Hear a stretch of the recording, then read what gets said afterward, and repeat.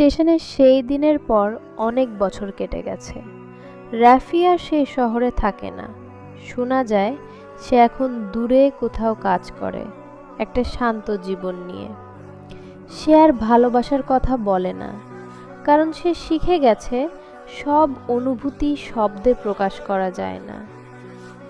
অন্যদিকে নীলা, সেসব পেয়েও হারিয়েছে সবচেয়ে বড় জিনিসটা, মনের শান্তি। তার জীবনে এখন শুধু আফসোস আর প্রতিদিন একই প্রশ্ন, যদি সেদিন আমি অন্য সিদ্ধান্ত নিতাম।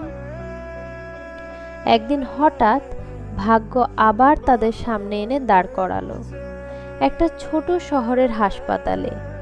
নীলা তার অসুস্থ বাবাকে দেখতে এসেছে।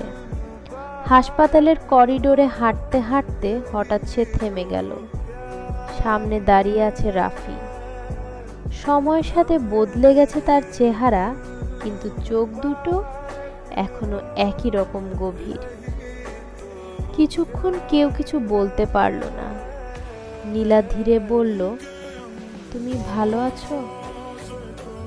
রাফি হালকা মাথা নেড়ে বলল, হ্যাঁ, এখন ভালো আছি। এই এখন শব্দটাই যেন সব বলে দিল। নীলার চোখ ভিজে উঠল। আমি প্রতিদিন তোমাকে মনে করি।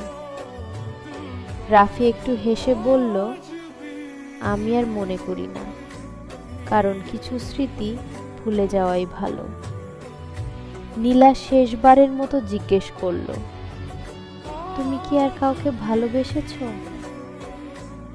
রাফি কিছুক্ষণ চুপ থেকে বলল, আমি এখন নিজেকেই ভালোবাসতে শিখেছি।